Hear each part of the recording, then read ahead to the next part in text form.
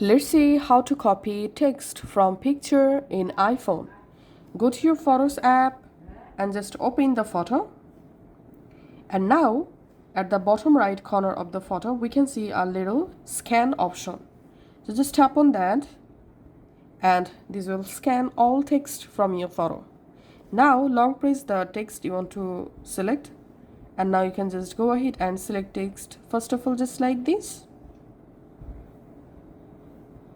And now just tap on copy. Once you successfully copied, now you can just go ahead and paste your text anywhere just like this.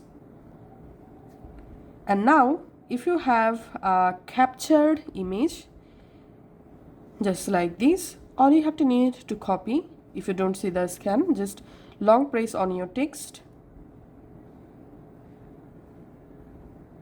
and then you will be able to copy your text just like this. And tap on copy and now you can go ahead and paste your text.